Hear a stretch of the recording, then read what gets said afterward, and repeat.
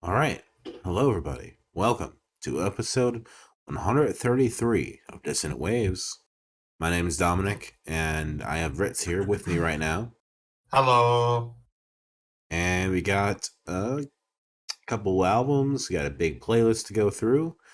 We've got the first album by a group called Temps. This was a pick that Ritz chose for me. Their album Party Gator Purgatory. And Trix has chosen Buffalo Hunt's Ambitions of Ambiguity. Both albums that I think have interesting stories that we could possibly talk about. But also, on the other end of the spectrum, we have a giant playlist from Triple J, the Australian radio show, with their like a version segment. We should say when it's a playlist, it's a playlist that I made of Triple J or stuff like that. They do have their own official playlist, but that wasn't what we were covering. Yeah, this is 100 different picks from that Ritz has curated for us. And if we could add a couple more, we were encouraged to. And then Not the even I idea, listened to the 400 I put into it. It was all Dominic who listened to the 400. I already branched out from it before I finished my own playlist. yeah, I try to stick as pure to what the show is and what I like to do for the show and take my notes and everything, and it took a fucking long That's time. fair. And then having a That's few fair. extras just so I, had more to vote on. So, trying to do my best here. Anyway, That's fair enough. That's fair enough. I would say just a quick apologies if I sound like shit in this episode. I am fighting some acid reflux, which is going to my throat. So this is going to be fun. I'm feeling a little bit of acid reflux myself, so I understand. Mm. Mm. Fucking the diet that we're all on these days, it fucks us. Yeah. But anyway, shall we probably get into the albums first? Because apologies for any padding out that we're trying to do here, but there's only so much that we can talk about on these albums. And to be fair, I think I want to start off with the album that we had the least to say about, but due to the laws of padding, we're going to instead talk about the album that we have a little bit more to say about.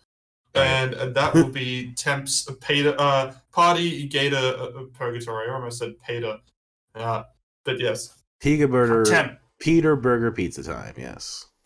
Hey Peter. So Temps. For those who don't know who Temps is, it's James Acaster's kind of music collective, but it's mostly him. I say collective because every song on here has a bunch of guests, and these guests kind of reappear constantly throughout the album.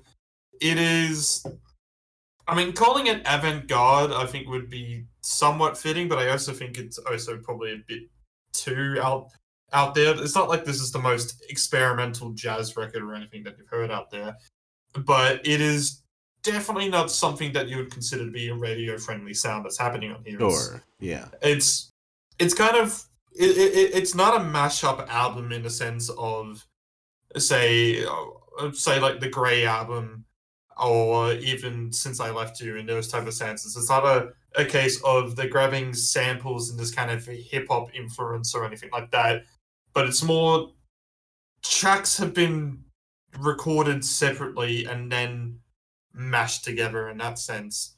But They're not even not in full this. tracks. They're just things that have been Yeah, recorded by other base, people. basically. I mean, I think the initial starting off of this album was James Acosta trying to just make a drum album, and then he realized very quickly it was not going to work, Well, and then it's kind of just there's actually another element, like another layer to what his yeah. intention was here, in that this was originally supposed to be the foundation of a mockumentary he wanted to make, where he did the Mm, Joaquin Phoenix thing of I'm giving up my profession, I'm doing something entirely different. In this case, he's giving up doing a comedian to do a full time musician thing, and he was gonna, you know, pass off someone else's music as his own. This Seb Rockford guy who ends up on the album, that was gonna be his music that Acaster was gonna make his own, and was gonna develop like a whole, story around this. And then COVID happened, so that never came to pass. But mm. all of this track work basically existed in some form, and it was like, well, this exists, we could do something with this. And this comes after Acaster had written a book called I think Perfect Sound Whatever, in which she talks about like how 2016 was like the best year for music ever. Mm. And Which it was a good year. it was. 2016 was a good year for music. Not much so for the other stuff that happened in 2016, but yeah. But he was going through like hundreds of albums and had like really leaned on Bandcamp to provide a lot of like inspiration and like finding new people to listen to. And he ended up interviewing a lot of people for the book and made it kind of like a way to talk about like mental health and things like that. But those connections he made interviewing for that book then turned into him going back to them and being like, hey, you want to like collaborate on this music project? Let's do it. And so this weird like mockumentary that never came to be turned into, hey, let's just make a music collective and do a thing. Mm. And he just hired people to like help engineer it. So he was kind of the one like pulling the strings of like, oh, let's put this all together. Let's put this all together and kind of mix and match what people were sending him, because it was kind of a idea of like, let's just, you give me what you want to give me. I'll make it work. And a big kind of concept as well of this album is the actual party Gator itself, Yeah. and which is originally this toy alligator that literally, I think it just had a top hat and had the shirt that said Party Gator. So it was a very simple as a kid. Yeah. And then it was incorporated to a degree. And then it got lost, and it was, there was a whole thing because it was for the documentary, and then that never happened, so it got kind of caught up in that. And then they tried to bring it back. Well, he actually ended up getting, and it's a big part of the marketing for this album as well, a custom suit, like mascot costume made of the Party Gator, which he's been wearing the whole time. And I think he talks about how he also donated the toy to a store, to a school or something like that, and unfortunately found it getting thrown out or something like that. I don't know how true all that is, because it seems like James Acaster's type of humor, to be honest. And then he got like a lot of shit happening to him once he got in the costume, and so also a puppet got created at some point. Yeah, and I think for those who are probably read up on James Acaster's life or anything over the past couple of years, especially since all the times I've been into there, it's not like he's had this whole had a bomb dropped on him or something like that, like in Hiroshima or anything like that. It's not like that was the worst day of his life, but it's not exactly like he's had a very good time either over in there. I remember seeing there was like a lot of there's a lot of videos and stuff that I've seen of James Acaster, just a random humor or something like that. And you see in the comments people talking about like the experiences and stuff that he's going through, or depression and that stuff. I'm not going to go too much into the speculation of his personal life, to be honest, but it is still something that has been quite noticed, and that would be over the time period as well. Not completely over it, but the time still somewhat over the time period of this album that has been developed in. So there's probably actually quite a bit of relief to get this record out. And like, talking about kind of his history, right? Like one of his specials is named Cold Lasagna Hate Myself 1999. So that's kind of where his headspace could be at.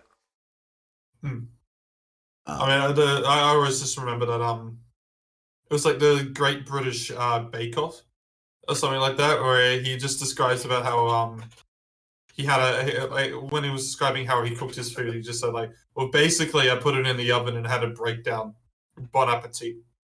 Yeah, I only saw one. Which is it's his type of humor, I guess. Sure. It's British humor. And I wouldn't take everything that he's saying to be this kind of whole like feel sorry for him or anything as well, especially in this type of album or all the marketing that's happening in there. It seems to be trying to just get some humor out of it, which I think we've all been there, to be honest. Absolutely. And like the only really part of the comedy I've seen of his has been like some of his stand up being like, in support of trans people and the shit that they go through. So he seems pretty interesting and pretty, cool in the circle that he runs in. Like, I've been curious about him, right? So this is an interesting way to like get to know him. But all this context aside, and there are some further context to talk about, because he's not the first. We'll call him a celebrity. He's not the biggest name out there, but he's big enough that we can consider him a celebrity. And he's not the first one of them to make an album or do anything. He's not even the first one out of the UK. I remember Matt Berry from the IT Crowd fame. I know he's done a lot of other stuff, but that's what people outside of the UK know him for. Put out records under his own name as well, which I actually kind of enjoyed.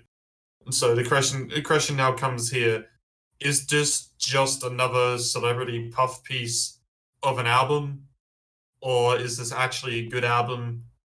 And I personally think this is a good album. I think there's parts of this in which I think it's either gonna have to grow on me, or I think I can really see where the DIY is showing in a bad way. It's gonna be the time telling on that. But when it comes to albums in these contexts, it gets higher. But when it gets higher in my opinions of this, because it doesn't just seem like a shitty pop album to get some more fame or anything like that. But when it's just an actual album that we're talking about, it's still interesting.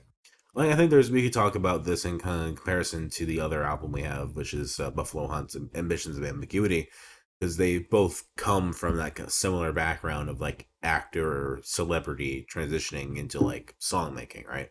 So this, because there's so much story behind this one, and that this was birthed from something else, I tend to look at this one as a little bit more of a genuine attempt to try something and just make a music album however best that fits into his life. And having all these other musicians on there who are like better known, who have like some Bandcamp following and things like that, there's some legitimacy there.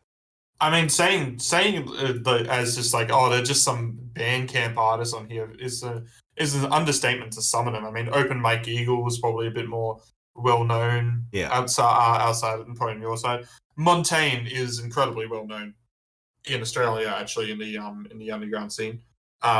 She actually had a hit with Hilltop Hoods with 1955, which is not really an underground song as well. That one's actually pretty mainstream here. I'm saying she, but I think that they're actually a they, so apologies on that, Montaigne. BB Tombo, I know, is somewhat known for like some synth and like video game stuff.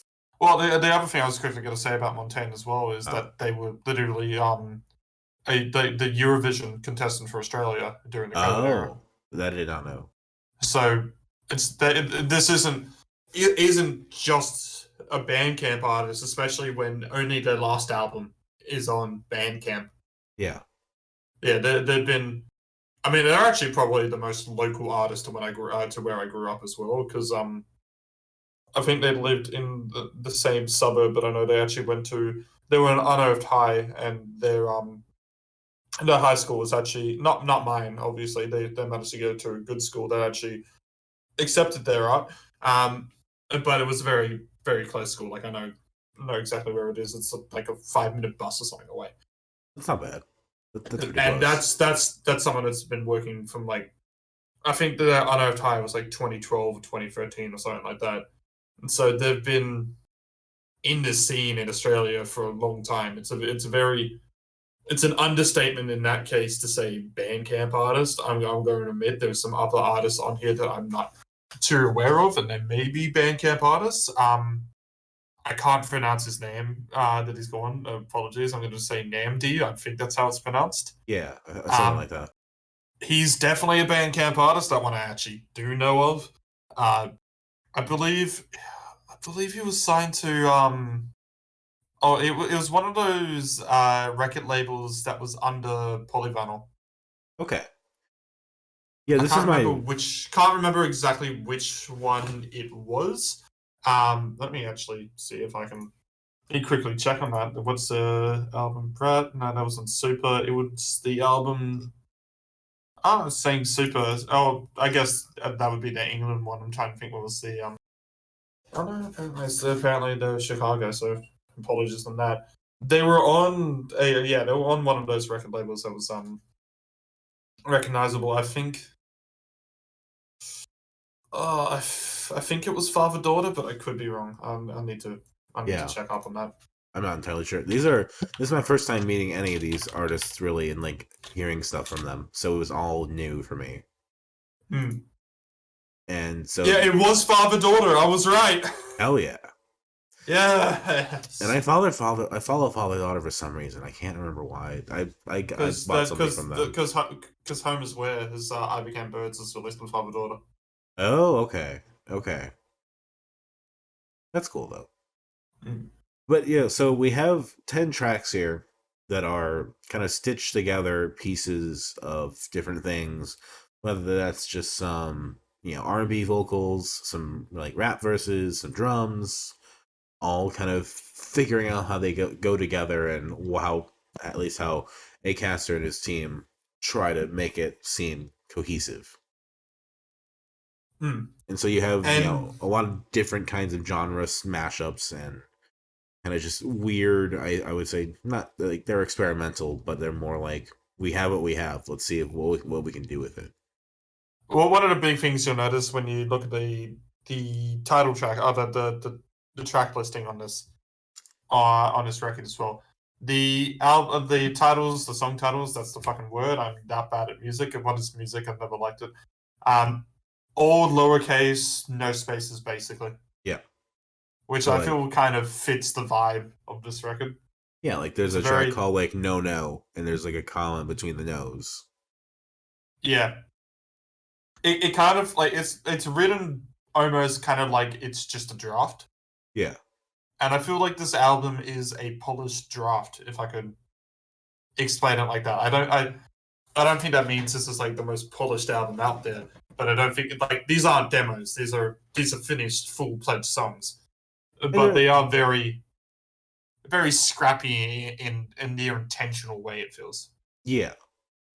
And in some ways it's like there's so many different parts to songs that it's hard to really say what's really one song and what kind of veers off into something else and comes back, kind of like an Of Montreal almost structure to it. Yeah, this isn't really an album with choruses. Yeah. Like a song like Kept has like 4 or 5, I think, different kind of mood switches. Kind of just here's something else now. Here's something else now.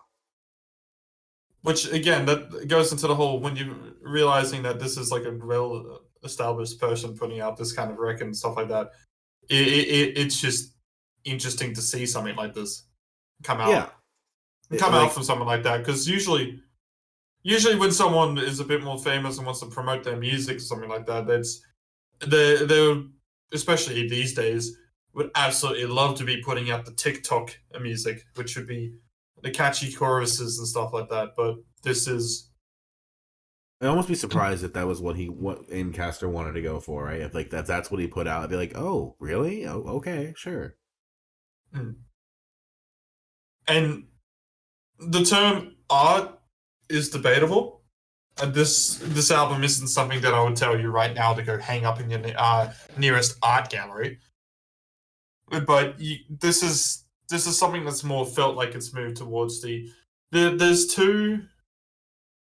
two types of directions that musicians can go towards, and we I know that evil or doesn't have to be the exact like it has to be two contrasting things. They can collide with each other. Yeah, But when it comes into directions, and a lot of artists have been known to admit it and stuff like that, it's either a commercial direction or a critical direction. And this feels like, I mean, granted, if someone's already got some commercialism, I don't, I personally don't see the reason why you need to go for more, but some people do. This feels like it's going more towards a critical direction, which I just think is good to see. It's a bit of a refreshing thing to yeah, see. This album, there are moments in which it does just get a bit sloggy to get through at times, admittedly. But I do like that whilst going on with this record, we are just hearing all these different sounds. Like it's just this record that's just kind of, even when it's not good, I'm at least thinking like, hey, but that's cool. Like there's some cool concepts. It's like basically a concept album, but not in the way that we usually talk about a concept album. Usually when we talk yes, about concept album, we talk about an album that has a concept, a story, and goes through all that. like when somebody releases an album full of 10 shitty pop songs and they go like, actually it's a concept album because this is the story about somebody who wakes up and then becomes a pop star, and then and now it's that, and then track number 5 is literally a breakup song about their marriage failing, and we're supposed to believe it's a concept album. And in this case, it's a concept album as in this is an album of concepts. Yeah, yeah. And like it's one of those things where like this is not necessarily for me completely. Like I can appreciate this a lot, and I can, kind of from a distance perhaps, like be impressed. Like, hey, this is really cool. He's put all this stuff together, and it sounds, not like awful. It doesn't. It's not all discordant. There's some thought put into this, and these tracks are complexly structured. That's awesome. Mm. But it's also not something I'm necessarily looking to come back to and be like, yeah, this is a listen that I want to put on again and again and again. And not every album has to be that at all. Sometimes albums can be just weird experimental art projects that you put out because you feel good about it. Well, the reason why I do like it though, in the sense of this kind of like we have all these concepts and stuff, is that when a concept works in this album, it stands out so much more in this great way. Which it's I know it's me using my favorite word, contrast again, but well, I can remember obviously it was one of the singles to this, so it'd be more memorable.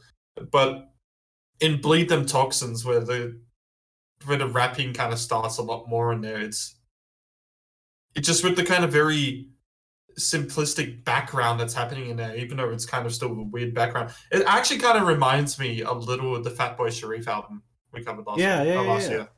last year. Um, and it's one of it's one of those cases. It's like it's weird, but maybe it's because we've listened to that as well that I'm a bit more used to it as well. That I'm a bit more down for this. I can But see something that. about it just hits right, and it's just a really cool moment in it. As you're talking about, probably one of the best songs off here is actually "Kept," which goes through all these different little mood swings and everything like that, and everything kind of just stands out. And I feel like it's just one of those moments of just where, like, you get all these things that happen in there, and it keeps you just interested, and it just doesn't feel like it's a 7 minute song, Yeah. but it feels like you're listening to a bunch of 2 minute songs, but they're actually still kind of flowing with each other. And it's not like while you're listening to it, you're going like, yes, it's the greatest 2 minutes of it, or the greatest 2 minutes. But you just kept interested in what you're hearing. Yeah, the evolution is the through line that keeps you going. Yeah. Where does it want to go next? Where does it take you? Where does it evolve to sonically? And even though we say this is like an album with concepts or something like that, they're still, I mean, the production on here isn't insane, but there's still some pretty well done production for what is basically gluing tracks together. And having just like some percussion and like the drums that were recorded, just kind of bridge things together, make it so that segments can flow in and out, and have something kind of in the background, keeping it on time. That does help it a bit Mm. because if it gives it a sense of there is like a backbone to it. There is something there that is guiding things along, and there isn't many things like it, but just having some kind of percussion, some kind of overarching thematic sound, I think makes it feel more curated instead of just random. Like and it still feels plenty random. Don't get me wrong. But definitely, one of the things that I will want to just mention as well when we're talking about all the concepts and like finding, there is some definite like they are trying to find something a bit more like consistent in this record as well, and you can tell it from this single art. Now, for the single arts, it's all just James Acaster in the Suit. in the suit, but you notice the way that Temps is written every time. And it's just like they're basically forming a new logo every time they've done a single art. Yeah, yeah, yeah. And then the actual album itself, the actual album art, is this really like it's near MS Paint drawing. It's like some of the stuff that I create. Yeah. Yeah. Apparently, it was done with a bunch of highlighters. Which, if that's the case, that's cool. Yeah, it's actually. I can't tell that that's highlighter. That's all highlighter. That's fantastic. But I do think there's also kind of a weird disconnect in a way of this album is very complex and it has a lot going on, and it's very like hip hop influenced. You know, it has a lot more of a influence that's not, I think, in James Acaster's sphere at all. Like it's about as far away from like British white man as you can get. Which, to be fair, do we really want another fucking British white man record? I'm glad he doesn't rap on it. I'll say that, I guess. Yeah. But like the Gator itself is an interesting contrasting point to all of that. But I also am like, if it wasn't there, it doesn't need to be there. It's just kind of a flavor element at this point. Like I don't know if everything that is going on here necessarily fits with it, but it's nonetheless part of the experience. Basically, I think we're pretty much on the same page on this though. I think it's not everything works, and you can tell that things just aren't working on here. But still, and just taking away from the fact that this is James Acaster, this is still probably one of the more interesting records that has come out this year. Even if interesting doesn't mean best. Yeah, like I'm glad to talk about it. I'm glad we have like an opportunity to like discuss and kind of go through it. But I'm also not necessarily looking forward to engaging with it after this. This is like, That being said, I think you would still be interested to see where temps go from here, though. yeah, if there's more to like this 40-person collective, if they're gonna do more, if there's room to bring in more people and make something else. I I would like to like from what is basically just, and it sounds like some of this was probably conceived during COVID and sent during COVID and stuff like that, so they literally couldn't talk to each other face to face or record in the same studio. Right. I'd like to see what would happen if we get more time and budget dedicated into a Temps album, because it's basically seeming as this is just Temps will never just be James Acaster. It will be a collective that he's working with. But if we Yes. actually got a time and production budget on this as well, and just more dedication, I think I think we could get a really great jazz hip hop record from these guys. And especially I think if he was employing different production artists and like engineers and people to Yeah. mix them, if the magic is having a bunch of people come together and collaborate, I think that has to extend all the way around into the production engineering side of things. And I will say, when we have all these artists and stuff collaborating and stuff like that as well, I wouldn't say everyone's giving the best performances of their life on here or No. anything like that. But there's still, I wouldn't say there's any moment in which I would say anyone's phoning this in or just trying to get some fame. It seems like everybody's actually just excited to be a part of this. And sometimes what they contribute is still goofy, like the open mic Eagle Yeah, part is like talking about curl up into a Metroid ball and he's dancing like he's 8 feet tall. It's like it's silly, yeah. but it's fun, right? And if that's what you're contributing, all more power to you. If you can make something that's fun and gives a certain energy, and it's not like the most serious thing in the world, and wow, I'm a serious musician trying to contribute to this big art piece. Like no, it would feel more pretentious. I feel like if it went that way, there's a huge risk of this being super pretentious. Now, unfortunately, I think we've padded this one out as long as we can. I think we did pretty well. Yeah, we're done pretty well on this one. Um, Favorites. I know we haven't really talked about the songs themselves, but it's kind of hard to talk about the songs themselves on this one. To be honest, there's no like choruses or catchy lyrics. It's all basically just a like this could have just been one long song, and I don't Yeah. think we really would have said too much different on here. That being said, favorites are actually Bleed Them Toxins, Kept, and Party Gator Resurrection. I think those are the ones that have the more interesting moments on them. Least favorite is going to be Slow Return. Okay. Yeah, I think this album got a lot better toward the end. I think that's kind of when they hit the stride of what they're going for. So I really do gotta go like Party Gator Resurrection as probably my favorite track on here, but I also really do like Slow Return as well. That's fair. That's fair. Like for nothing, trying to find the core and like creating a formula for this is not easy, and so having each track kind of build on each other and do different things, but kind of orbit the same ideas. Eventually, you're going to find the way you want to keep doing it to get to that 10th track. So having it more toward the end, I think makes kind of sense. My least favorite's probably going to be something like at moves, something like that, but not Now, entirely easy to say.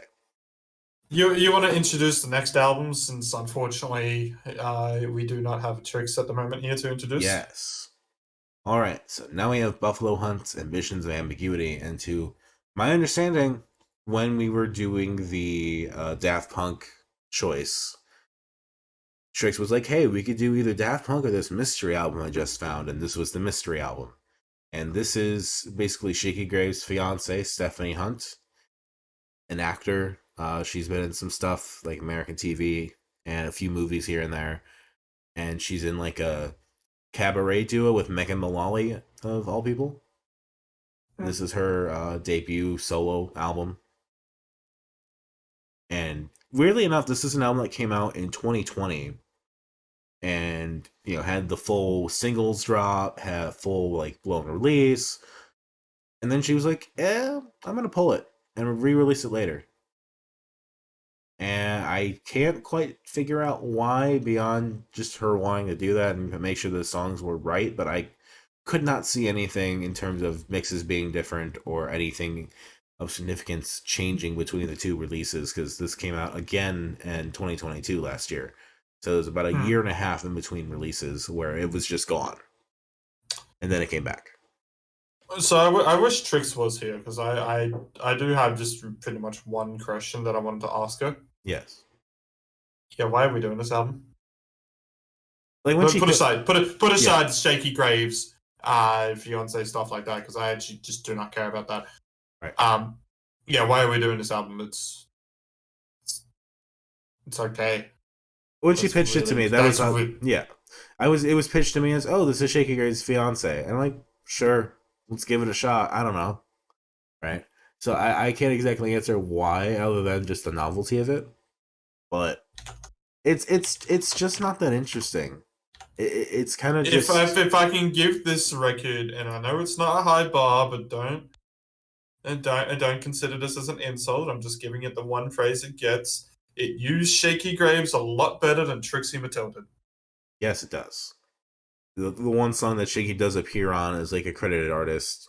Yeah, it's like a country duo. It's like a classic country tune.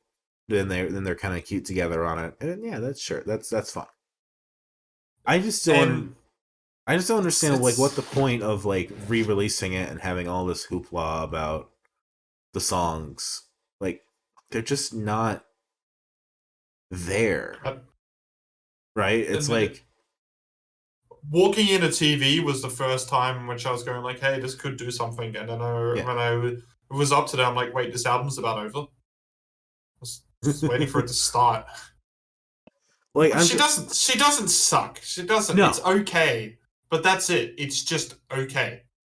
Like she has chops. She has clearly, she has experience, and as another actor who has turned into the musician world and has kind of given up the whole LA lifestyle to go back to Texas, this is perhaps more of what you'd expect in terms of what usually happens is that they kind of do their thing and it's more commercially appropriate perhaps, but kind of feels empty and not overly exciting. It just occurs to me we forgot to talk about the true best actor who went on to a music career, and that's when Steve Martin just was like, "Yeah, fuck it, I'm playing the banjo now." That's fair. We can And get to Steve Martin eventually, I'm sure. I'll tell you what, Steve Martin plays the banjo pretty fucking well. He does.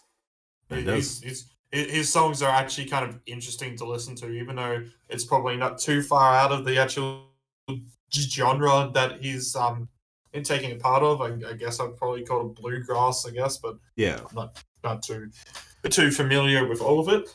But I mean, you it's got still Robert Plant doing pretty a good. similar thing. Yeah. Uh, just think about. I mean, we got other artists. I know there will be some other ones in the like a version playlist. We can talk about a bit of some acting. Um, Here, this is. I don't know enough about her acting, to be honest. It wasn't like she was like a big actor. I think she was marginally more of an actor in terms of getting roles and being well known than Shaky Graves was. Like it seems like they met at a certain point and kind of were like kindred spirits. So I can appreciate that. You know, they moved back to Texas Yeah. together and all that, and so they kind of went on similar life paths. So that's cool. I dig that. If they, that's cool, but it's irrelevant, to be Yeah. honest. And like the I'm story behind this and Temps, I think, are in some ways are more interesting than the albums themselves. Yeah, but at least in the case of Temps, we still have an interesting album. Yeah. This is more the mystery of what about this one needed another year and a half to bake. And did anything actually happen in that year and a half? I really couldn't tell. That's the thing. There was no concrete like here is what the mixes were in 2020 and here's what the mixes were in 2022. I don't think anyone necessarily cared either if there was a big difference. Like I want to pat out for time in here because when it's just us two, obviously we don't have that third person to go on with and all Yeah. that. I want to pat out for time on this and get through it. But you know just what my biggest issue with this album is? Yeah, what? I just don't care. I just really don't care. I don't have anything bad to say about it in the sense of something pissed me off about it or anything like that. It is not like I'm going to compare it to Trixie Mattel. And that's probably a very low bar, but it's the one way in which I can give Buffalo Hunt some praise. It's not pissing me off like Trixie Mattel did, in which I realized I was listening to the same exact fucking boring pop song every time. Yeah, that's fair. It's not it's not pissing me off in which I think that they've underused specific artists on there. It's not pissing me off in the sense of which I feel like I wasted my time listening to one of the worst albums that we listened to in this year. Because this album doesn't piss me off. I just do not care. And I'm trying to find a way to care, but I Yeah. just do not care. There are elements that I can appreciate. Like I feel like in a certain way she has some chops that remind me of like a Britney kind of personality. Like there's kind of a female pop star oomph to some of the songs. And, you know, some of the production kind of seems like a St. Vincent kind of spin off in some ways. So there's maybe, you know, an attention being paid to what's happening musically right now. Even if I would say this collection of tracks feels very nondescript and not really fitting in with any specific time frame or trend in music. They just kind of exist.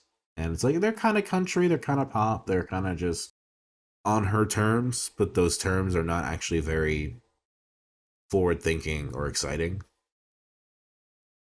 If you can use one word to describe this album, it's there. It's not even a blender. It's like it's I like would have called it a blunder. it's like the bottom of the blender when you're like done using it and you made the smoothie. Yeah. And the Uh, Shaky Graves track at least has that to it. Like there's someone else there to bounce off of. I know you want to wrap it up here. It seems like, but I'm trying to give it a I'm little more letting I'm fairness. letting I'm letting you just go because I got nothing else to say. I think the last track, "Love to Be Loved," was at least an interesting little more of a not even like a lounge singing, but more of a more something. There was something to that last minute track that was different enough where it stood out to me a little bit. It was like, oh, there's something to this. Maybe she could really take this and go with it. But I think there's maybe an adherence to style and adherence to a certain je ne sais quoi that she's looking for. That you know, if she just kind of let go and made different tracks be what they are and different genres, different styles, I think that may have suited her better. Or if she picked something that was more easily identifiable and not just, oh, it's a pop song, kind of. I think that maybe that would have helped too.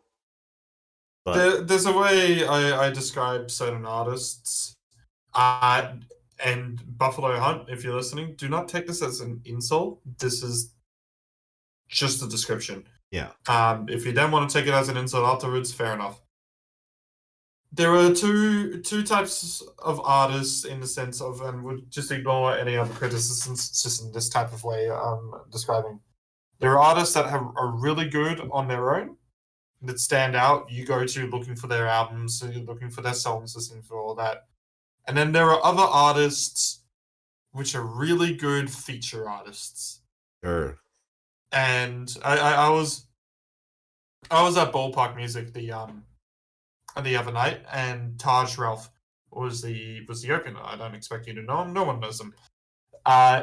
His songs, not interesting. The most interesting part about the whole performance was the saxophonist.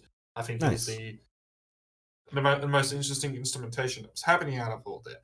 But the actual artist himself isn't untalented. It's like his vocals are really nice. I mean, the songs themselves, the sound that they have is nice. I don't think they're interesting. I don't really care to go into their studio work, but their actual just performances are fine. And I've heard them. I heard them previously feature on some other work, and I like them there.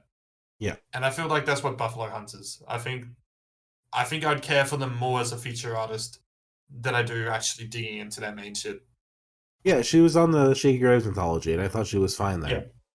And I'm sure if we were to go into the Megan Mullally cabaret duo thing, there you could probably find some stuff to enjoy there in terms of theatricality and like, oh, this is kind of a fun novelty.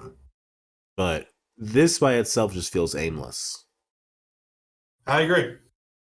And like this to say, oh, what's favorites or least favorites, right? It's like love to be loved. I would guess what I would point to as a favorite because it's short, it's a little different, it's something to at least mention. And which one of us is to blame is at least notable for the duet with Shaky Graves and the fact that it's not her writing it, it's kind of a country standard. That's kind of interesting. But everything else here is just it's paint on the walls. Yeah, I will give, as I said, because I mentioned it, and Walking in the TV was the one in which I was like, oh, okay, I'm kind of liking it, and it's more because of her vocal performances on that song, so I guess I kind of have to say that's my favorite, because that was about the time. I actually just couldn't give you a least favorite, Yeah, to be honest, because I don't think anything enough was daring enough for me to get pissed off by it. yeah. This is It exists. really the lion's share of things this week for me was trying to treat the Triple J playlist you gave me like an album in terms of just covering it, notating it, giving it time. Yeah, so you listened to a lot. You listened to Did you end up listening to those 6 extra songs that you put on your own playlist? I did. So you've listened to a total of 106 covers. Did you manage to get yourself down to 10 votes? I did. I don't know if I have the No. exact 10. We could probably form that as we go, but at least right now, but I do have the 10 in concept. Well, so for those who have never listened to a Leica version before, I'd be very surprised if you somehow found this podcast and you somehow not in the know about Leica version, because Talked we're about many even more times. under. Yeah. It's a weekly segment on Triple J Breakfast where they invite an artist in, supposedly live. Everybody knows it's not actually live. That's radio. Everybody who complains that the shit's not live, hey, guess what? When you call up asking for a song to be played, they already have it on their playlist. That's fucking radio for you. Where the artist will perform an original. The news will happen at around 8 o'clock, New South Wales time. One song would usually get played on the radio, and then the cover gets played by the band. And it is still a live performance. It's not live on the radio, but it is a live performance.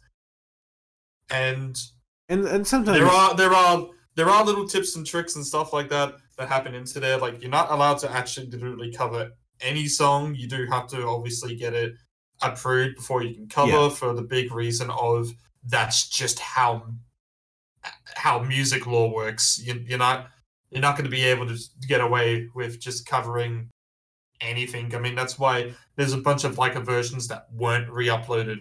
The Halsey covering Justin Bieber's "Love Yourself," where she changed the chorus to "You should go and fuck yourself." Yeah. That's not on there. That's going to be way too hard to get the like legal requirements for getting that back up.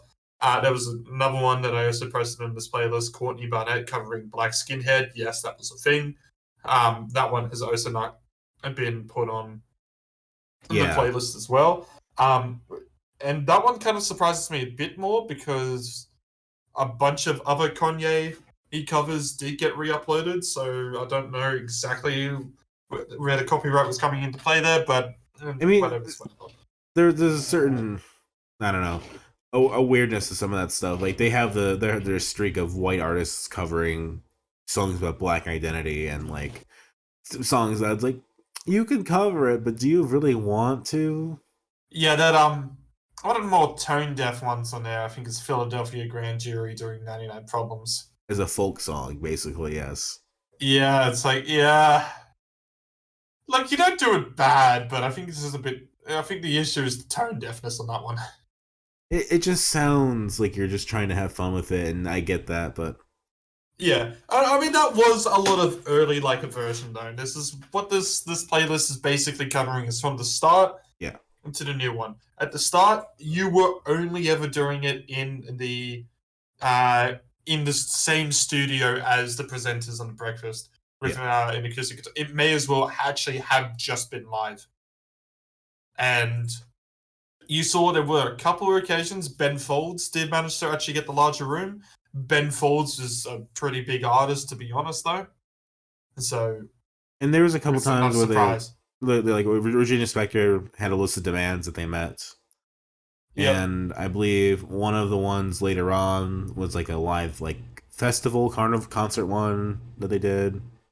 Yeah, there were there. So they used to have one that was a live, Good as Friday. It was called. It was a Good Friday Good Friday Oz, yeah, segment where, and that one would actually be live because that would happen live in front of an audience. yeah, It's happened a couple times. The only one I think I put on there though was slowly covering Skinny Love.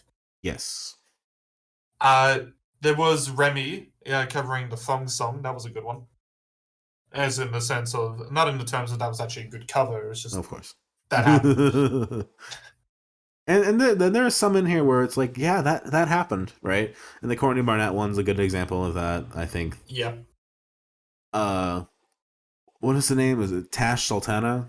Tash. Tess Sultana, yeah, where they cover MGMT's Electric Feel, and they do it as how Tess Sultana does all of their live performances, which is just loop the hell out of everything, go on for 8 minutes, kind of waffle on while you sing, and again put a sick ass guitar solo at the end of it. And like listening to it, it's like this isn't really that great. I don't get why they would do this. And then like actually watching the video and seeing it happen, and it's like, okay, It's better to watch it than it is to hear it, because yes, the impressive part about it is that Tess Sultana is basically live producing it. and they are really into it. The faces that were being made, and like the pure just joy and enjoyment of like having it done. Great, wonderful. I'm very happy for them. Mm. But And to then listen to it, like, there's also, I'm moving on for him because we're going to get in circles if we continue. There are some more just really interesting artists that have been on here. I know we haven't actually covered them, but Modern Baseball covered Violent Soho. I think that's just a weird one that kind of happened. It's not the most what a great inventive nod. cover. Yeah, but it just that just did happen. We had the Bennies covering Tism, which I don't think you've really listened to the Bennies, but now we got Tism as a ska song. But also them talking about having like Ron Hitler Barassi as his music teacher and stuff. I don't think it was actually his music teacher. It's an inside joke for autism fans and stuff, that because Ron Hitler Barassi was actually a teacher, but I don't think it was his teacher. Got it. Okay, I'm missing the inside joke then. That's fine. I think one of your personal favorites out of just the random ones that happened though was the Drones. Yes. Oh my god. I'm gonna make a guess. Has that snuck into your top 10? Oh, absolutely. There was Yep. no chance of a not. The drones covering the Mash theme. As a child who at just a certain point in my life was very obsessed with the show Mash and to a degree the movie. Having just Suicide is Painless, the overwrought I'm 14, this is deep melodramaticness of it just brought to the full fever pitch through the drones of all things, like way before Tropical Fuck Storm was even a thing. Yeah. Perfect. I love it so And then much. the person doing the helicopter sounds with their lips. Yes, it's so It's good. so fucking funny. And I it's not even like the best recording, right? Like Gareth kind of goes off at the end a little bit, yeah. but it's just so fun to have that. Like that was such an interesting idea to have it be that, right? And I really appreciate like that's a great idea to cover that. Like they could have covered anything. Mm.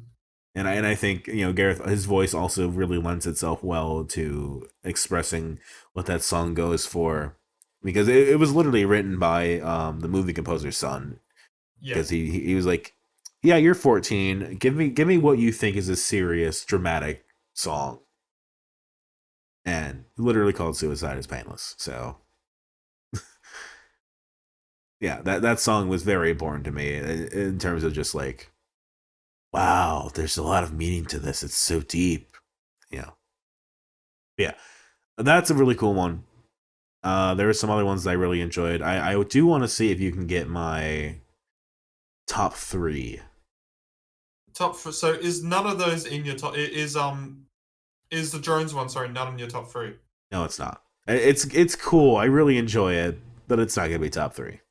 So I'm going to make three guesses here, and I have forgotten the six songs that you have added. So apologies for a That's totally little bit fine. of a bit. I've also just been adjusting my votes as well. I'm currently just trying to figure out what my last one is. I have decided on my ninth here. Nice. Um, yeah, you know what? I actually am gonna make my first guess Okay. because it is so gay of a cover that I think there's no possible way that you weren't infused by the music, by the video itself. So I'm gonna guess that it might not be a top three, but I still reckon it's in your votes. Is Cub Sport covering Billie Eilish? It's not in the top 10. It's not in the top 10. No, it's cool. I dig it. It probably would be in the in a more expanded list, but I like the 10 other songs a lot more. I mean, it truly is though probably the gayest like a version on there. I mean, yeah, they were married by that point, weren't they? So Yeah, no, like, no, yeah, no, they were. I remember actually when Party Pill came into the into the hottest 100, they literally just ran them to it and said, "Thank you everyone for voting for the gayest song we've ever written." yeah, and like it was very dramatic and very glittery, and I really enjoyed that part of it. But no, that. Okay, so I'm gonna have to think. Just I will say one of the ones in my top three, I think, is a gimme. I I think there's a lot of gimmies, which is the thing. Like Uh, if there was to be a crossover, it's one that's been talked about before. I feel like in our group chat. yeah, but it's not the crossover that I'm think I'm gonna guess on, and I have a couple in mind. Gee, I just gotta think. I'm going to say Gang of Youths covering the Middle East. No, I actually thought that was a really weak cover. You thought that was really weak. Not really weak, but it was not what I was Yeah, looking no, for. I don't just I think the context around that cover makes it a Yes, lot more interesting, but the yes. actual cover itself is I'd rather just listen to the Middle East Blood, and that's not even an insult towards Gang of Youths because I still think it's a pretty good performance. Like It's just the Middle East's Blood is that fucking good. it just didn't even register to me as blood. Like it was, but it wasn't.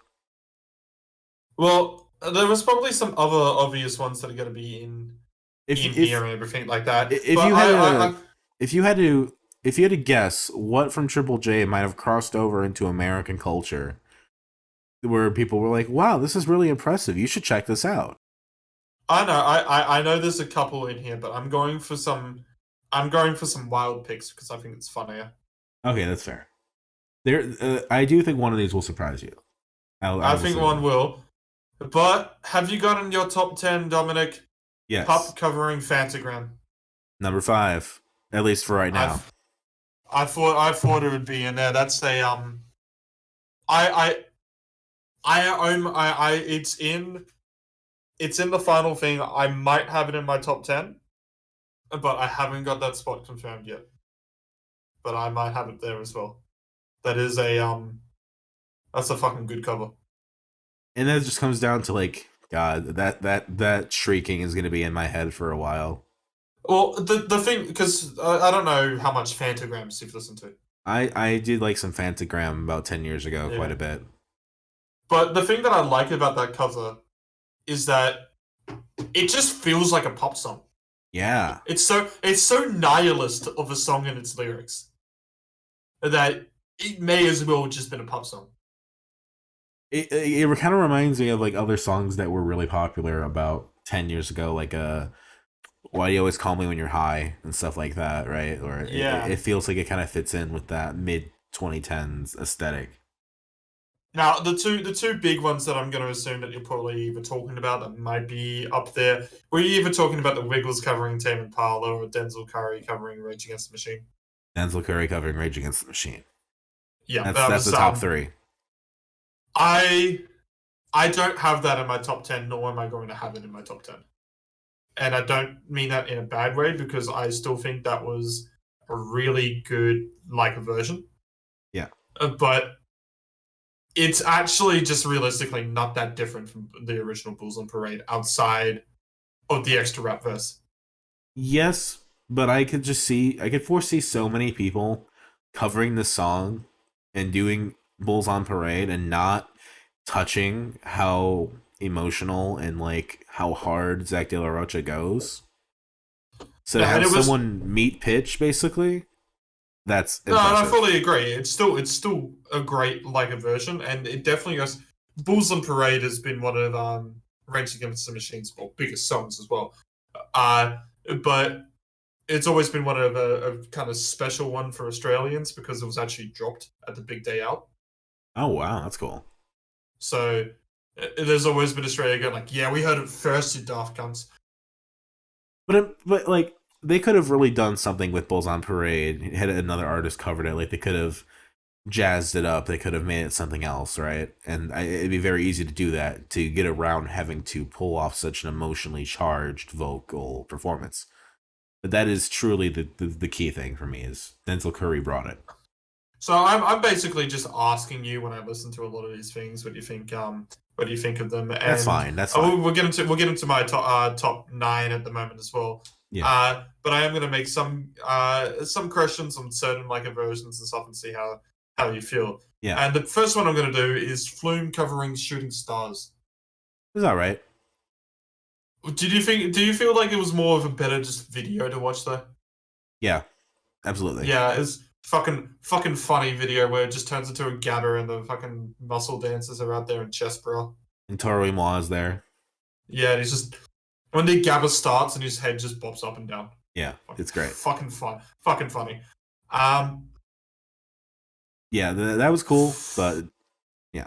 What did you think about Hockey Dad covering Macy Gray? It was good. Like it sounded like Honky Dad. I'm not the biggest Macy Gray fan in the world, but they made it sound like Honky Dad. You are not a sexomatic Venus freak confirmed. I did like Macy Gray's As Told by Ginger theme. That's fair. But the thing I like about some Triple J's is that when they make it sound like one of their songs, like the Pup one, and yeah, that's also done with that one. Well, this is one that I'm going to vote for, and I hope that it's gotten high up in there, or else you just don't understand how well this one has just transitioned to their sound. And that is the Sleep Makes Waves cover of Robert Miles' Children. That was a very close contender for top 10. It is. How seamless is that one? Just it's for those who've never heard Children, you're lying. You've heard Children, but it's a '90s trance song. Yeah. It's and Sleep Makes Wave is post metal / post rock. Those genres are just completely as far away from each other as we could possibly get here, and yet it just sounds. It doesn't sound like a cover. It just sounds like a good post rock instrumental song. Yeah, that was really impressive, and like having it be like an instrumental completely, and Yeah. it just adapted itself really well to being something with guitars and a metal intonation that if you're listening to trance, you might not expect that. Mm. But it just sounds so cool. It just sounds legitimate. Like it reminded me of Porcupine Tree in a way. But better. Now there is actually one that I know is in your gotta be high up on here, Yeah. and that I've kind of haven't talked about a bit. It's not in my top 10, but it is a good one.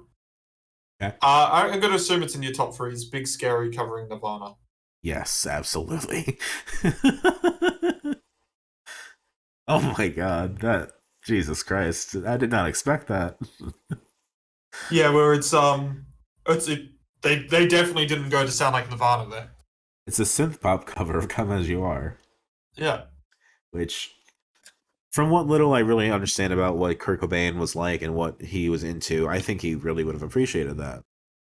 It's just a really smooth, jazzy, like saxophone, everything. Mm. And Yeah, Tom Einzek is still just a really fucking good vocalist. and it just they just pull it off so completely, so Mm. effortlessly that it's just it sounds like that's what that song really could have been. So we've got 2 of your top 3 here. One of Yes. them is Denzel Curry. One of Yes. them is Big Scary. Yeah. And I'm gonna have to now make a guess. Now, is either one of those your number 1? Um, I feel like it's either gonna be Big Scary might be the number one. The Nirvana cover might be the number one. Because But the I do Denzel have to. Curry is very close with number three, I think. Yeah. So I could just talk about it if you want. Make it easier for you. I'm going to just want to make a guess here because I think it's just funnier and then to just get it completely wrong. Yeah. And I don't want to be the one who I don't want to pick the most popular one out of all of them. Uh-huh. But I am gonna pick one out of fucking left field out of here and Uh-huh. see how exactly wrong am I. Is it the Northeast Party House cover Of what? covered in chrome? No. I want to make Well sure you that's said in the my whole thing. top 10. It's That's in my cool. top 10. I like that one. All right, I what is your final one in the top 3? it's Stan Atlantic's Juice World cover. Of Righteous. Yes. I I'm kind of glad you said that, to be honest, because that's in my considerations. It's really That's good. I know. Why is I don't even like Stand Atlantic. Why is this cover good? Like it's I mean I know Juice WRLD is emo rap, but they're just basically taken the rap out of it and made it an emo song. it sounds a lot like the original song. It's not that far away. I know, but it's just good. I don't understand it. It's like the vocals are so good. So Yeah, impassioned. I don't know. I figured it was gonna be a fucking left field one out of there.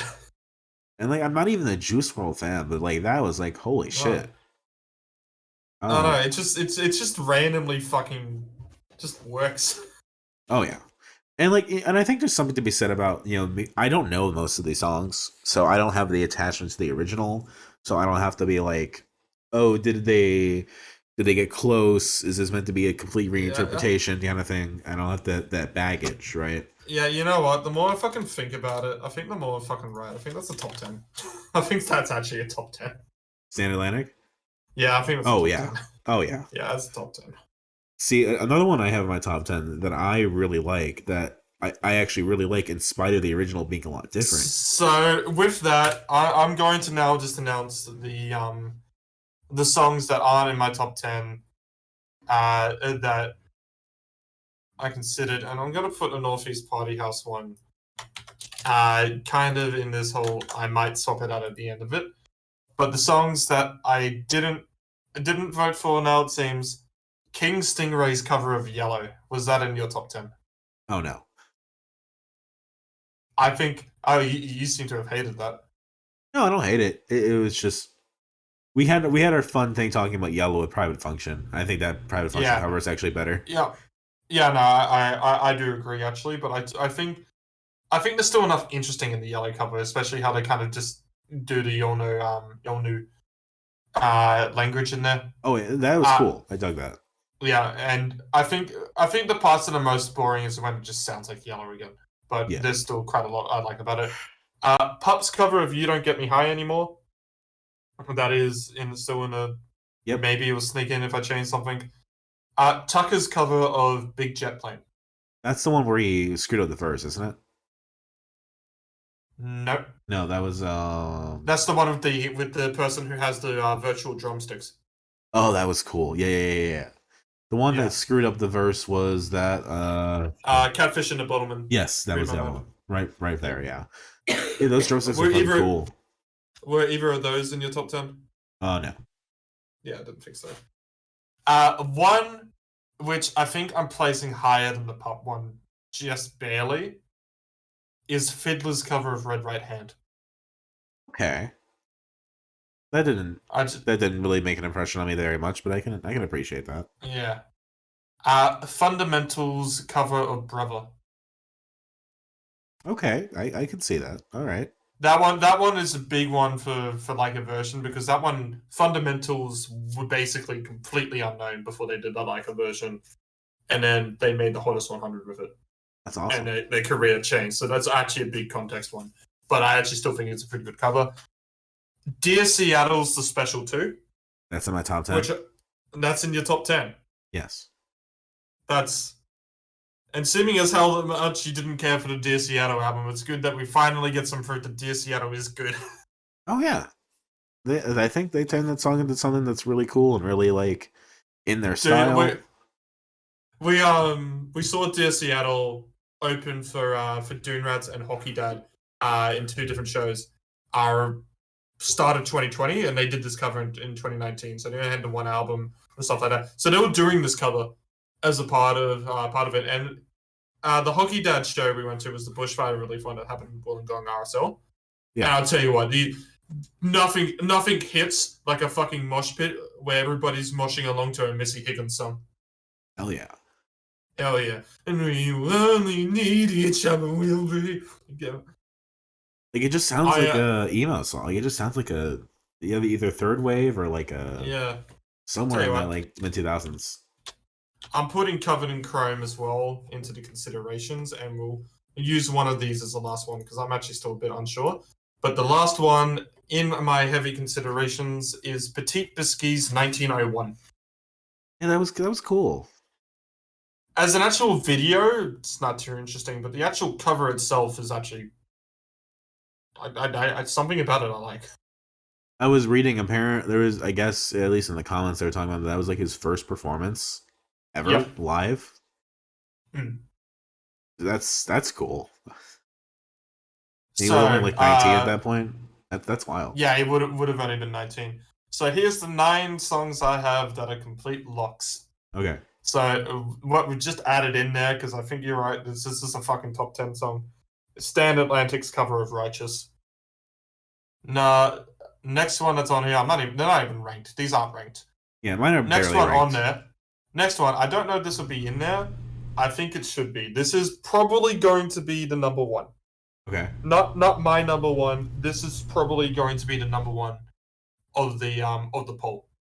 I think a lot of people are expecting this, and I was kind of going against voting for it because I figured it was going to be, but then I just kind of listened and I was singing along, and then I realized, shit, I'm singing along. I love this cover, and that's DMA's Believe. That's a really good one too. Yep. That's not in your top 10 by the way you sounded? Nope. No. It was close though. He's chewing gum the whole fucking time and he's still just showing off one of the best fucking vocal performances in a Leica version. It's just impressive, man. One which I don't know if you got to vote for because you might just not really understand it as much. But that's going to be Illy's Oz Music Month medley. Uh, yeah, I mean, I appreciate that. That was cool. Not what I'm voting for. That one is a bit of just I listened to it a lot when it came out, basically. Yeah. Or like not when it came out, but a bit after it came out and stuff like that. And yeah. Um, Next one on my list there, number 4 on this list is San Cisco's cover of Get Lucky. That was a fun one. Not my Uh, list, but that was cool. I think it's wildly different in a nice way. It's San Cisco's sound doing. It's still basically a disco track, but it's a disco track in a different way. It's stripped back, but in like Yeah. not in a Triple J kind of way necessarily. It's just chiller. Now here's where I'm gonna announce that I've got Sleep Makes Waves Children because we already mentioned this one. And here are the 4 songs now on here. Or I guess it would be 5 because Children was a lock. That were just absolute locks, basically, when the more I was thinking about it. And the first one I'm going to talk about is Something for Kate's Sweet Nothing. Interesting. Okay.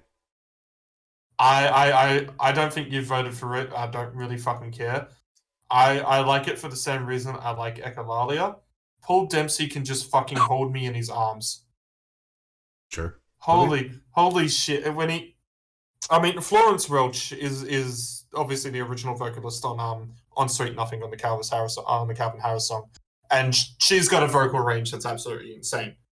And the only person I want ever covering Florence Welch is somebody who can match that vocal range or just in the vocal performances. And Paul Dempsey just fucking nails it. It's when that kind of whole breakdown before the last chorus, I guess, or the outro happens. He just absolutely fucking belts out the nothings, and it just hits, man. It just fucking hits. I mean, the instrumentation is stripped back. It feels like they're playing a bunch of electric instruments that are unplugged, but Yeah. it just works.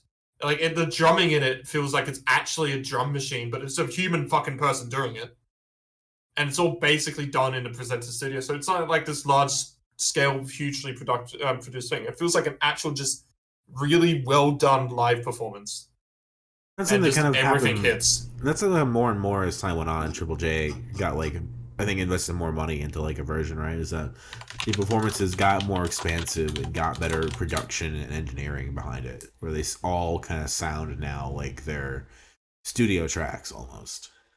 Mm. So the next one out of all this as well, which I think when we go into like a version, we talk about covers and what makes a good cover, and I think a really good cover is one that basically deconstructs the songs and reconstructs it in their own style, however, still understands exactly what made the original good. And one of the best covers that did that, and I don't know if you voted for it, and if you haven't, I think you're wrong, is Church's Do I Want to Know. That would be like my number 11. It's a really it's a really well constructed cover. So It sounds yes, so fucking different from the Arctic Monkeys song. It sounds like a Church's yes. song, but it catches everything correctly about the original without copying it. So my last slot was like a 3-way, like which song am I gonna go for here kind of way, and the DMA's one was one of them, the Church's one was one of them, and then the last one that I actually chose was the one that ended up winning by a hair. Fair enough. The last two as well on my list, Yeah, and for the love of fuck, I'm giving them back the praise that they deserve. You hated that fucking album. I don't give a shit. Luca Brasi's How to Make Gravy, baby. that was cool. I like that one. That was Yeah, really emotional, that's and like Paul Kelly's a really good songwriter. absolutely, and it's probably for the same reason of Righteous to get the vote here. Yeah, Although in this case, it is completely changed, and the sound of it. The original How to Make Gravy is basically a folk song. that's cool. All right. Yeah, well, the original How to Make Gravy does not sound like that. It does not get that heavy in the instrumentation. But Again, I not just like the moments of like pure emotion that Paul Kelly puts into his lyrics are perfectly um, encaptured by Luca Brasi here, Yeah. especially in that kind of like last chorus of dance with Rita, but don't hold her too close, don't stab me in the back is such Yeah. a because do you know what the original story of How to Make Gravy is, or like what the actual lyrics is about? I'm assuming it's about, like a father, like a family man who was put in jail for some reason, and then the wife moved on to another guy, and he's writing a letter to that guy. Yeah, basically, but the also other context is that it is also technically a Christmas song. Yes. So it's all this like kind of like it's written from the perspective of someone in jail, um, writing a Christmas letter to someone explaining like kind of this whole it's yeah, it's a pretty emotional fucking topic to fucking talk about, and just the way that the lyrics are on there, especially when it gets into that rambly part where they actually talk about how to make gravy. Yeah. Yeah. Uh, And I don't think someone could actually put in a bit of a gravy recipe and still make it emotional like Paul Kelly did. One of those things, right? It's all about the context. But yeah, but when the whole song is, it's not written in this kind of way of this kind of like joking or getting too. It's written as if it's actually in the perspective, and this person is genuinely just like kind of lost. He's kind of scared that everyone will be lost without him or anything like that, especially with making gravy, and then Yeah. just turning it into this kind of punk song. Luca Brasi still managed to capture all the emotion. Yeah. And the last one, this one was a lock from the second this list had opened. It is actually the oldest one that I'm voting for on here, Okay. and that's the Herds cover of I Was Only 19. Okay, I can see that. I can see why you do that. That was an early one, or I was like, that's in consideration. It is by far it is not as well produced as everything on here, but it is just a really interesting cover. I know it is a bit divisive, but I think a good cover can still be pretty divisive. Why is it divisive? Some people some people don't like it that I've met and don't like it because they think it's a really shitty just hip hop version of an anti-war song. Not fair. I mean, yeah, I can see what they think, but I think the song, the message of it still carries through. I think that it carries through. I think there's not much. They didn't add in all these bullshit verses of their own stuff like that. They were kind of basically turning the story into a hip hop song. I think it Yes. still captures that. I think the beat on it is really fucking good. Yeah, and it's like the opposite of It's the Denzel Curry one in a way. yeah. Well, it's not putting in this huge amount of energy. It is still capturing the kind of emotion that the original had. I don't know if Red Gum was ever popular outside of Australia. I would doubt No it. clue. No clue who they were. Yeah. Um, Surprisingly, I think it's the vocalist on this is actually the father of the vocalist from Camp Cope. So that's your weird trivia of the day. Okay, that's cool. Um, but yeah, so that's everything there on my list. Yeah, I don't think okay. we got much crossover, did we? Not a ton. I think we got. Well, I kind of talked you into Stand Atlantic, and I was on the fence of it already, I but think yeah, you have I Puppet think there yeah. too. Uh, Or there was a Dear Seattle that you got on there too. I think the more I think about it, I think it's gonna have to be Dear Seattle. Yeah. I was Okay. thinking Covered in Chrome, but I think I like Dear Seattle just a bit more. So I want to talk briefly before I go into my top 10 or finish that out Yeah. about the six that I kind of included for myself. Yep. And these songs, none of them were particularly ever going to be in contention, but I wanted to get a better sense of what like a version could be. And so the Cub Sport one was maybe the only one that got close, and that's one of them. The Billie Eilish, When the Party's Over. Another one I wanted to do was Regina Spektor's No Surprises. That Yep. seems like a very Regina Spektor choice, and I was very curious about that. That one's pretty good. Um, Alex Turner doing Strange by Patsy Cline. I was looking for a cover of Crazy. I didn't find it at first, so I went with that one. I found the cover of Crazy later. Yeah, there's the Niles Barkley cover, the cover of the Niles Barkley song. No, of Patsy Cline's Oh, Crazy. Patsy Cline, Patsy Cline. Yeah, because Glass Animal was the Niles Barkley one. Yeah. But But there after was there was a yeah there was another one of Patsy Cline. I forgot who did it. that's the last. I'm gonna get to that in a minute. But Oh no, yeah, it's the Kills did it. Thank yes. you. Eskimo Joe, Somebody That I Used to Know by Gautier. That one is actually really interesting. I don't know if you listen to Yeah, that one. no, I've listened to a bit of it. I don't think Eskimo Joe ever got much popularity out of Australia either. But they use text to speech to do the Kidra part, Yeah. which is Hmm. interesting, and I kind of dug that little bit of it. Um, that was cool. Then Spinneret doing "Do You Want to Dance" by Ramones, Hmm. and I like Brody Dolly, so I wanted to see what Spinneret was up to, and having her embrace her Australian roots is always cool. But Yeah, fair then enough. the Kills doing "Crazy" by Patsy Cline. I think this actual track was maybe among the worst ones that I've listened to. Oof. I it just is short, it's sloppy, it's like, okay, we did it, and it's barely over 2 minutes. It's like, what was the point? I mean, someone was trying to convince me that Josh Earl during Beyonce's "Older Single Ladies" was the worst. It wasn't convincing me or convincing someone else, but trying to convince everybody who was reading it. Um, and I always remember that was just a short, really shit take of a like a version. I don't know how much you really hate those ones. I haven't really listened to the Kills one to know, It's because it's an attempt at doing it, and it's an earlier one but from 2009, so it's before they really yeah, got access to a lot of stuff. But it just feels so just I feel like there's a lot of like versions out there which don't do much, and then people get really pissed off because it doesn't do much. But I it. think they're just mediocre. Or sometimes they're actually. There was one that was a cover of "Punching in a Dream," which is just a very simplistic acoustic cover with a it's not the xylophone. It's the one that sounds like it. What is it? Oh God, Glockenspiel. Yeah, Glockenspiel. Thank you. Uh, on it, which didn't do too much, but I still thought it was a really nice little listen. And I think there's a right for those to exist.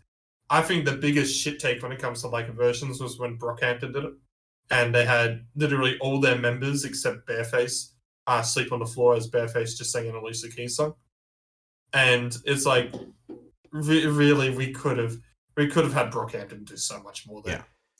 Well, I mean, I guess for me, the crazy cover was kind of like, if the Claire Bodish cover of Hallelujah had gone bad, because that's such an Mm, easy one to fuck up, I feel like, right? Because we yeah. talked about Hallelujah before.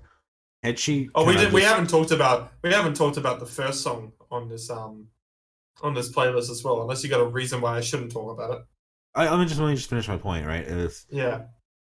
If Claire had just kind of done that song, just wrote kind of boring, and kind of like we did with James Cherry in the past, that might have been more in contention for being like, okay, why are we doing this? This is such a classic song. This doesn't need to be done like this, and that's how I feel about this crazy cover. But to talk about the first song real quick here. The Cat Empire are covering the Eagles Hotel California and doing it entirely in French. Yes, They are an Australian band. They speak English. They just decided to cover this one in French. well, I mean, it's kind of like a mariachi band doing "I Will Die for You," right? It's kind of a weird, Yeah. Well, whimsical thing. yeah, but you know who that mariachi band is, right? Who? That's the Bronx. That's Mariachi El Bronx. That's the mariachi version of the Bronx. It's the Bronx doing mariachi songs. Oh, I thought it was just. I Yeah, thought it that was isn't some random band. That's the fucking Bronx doing it. okay. That So we are welcomed. We are welcomed by Trix. Hello, Trix. hi. We are currently having technical difficulties with Trix. Hello, Trix. Alright. Yeah, so as we're saying.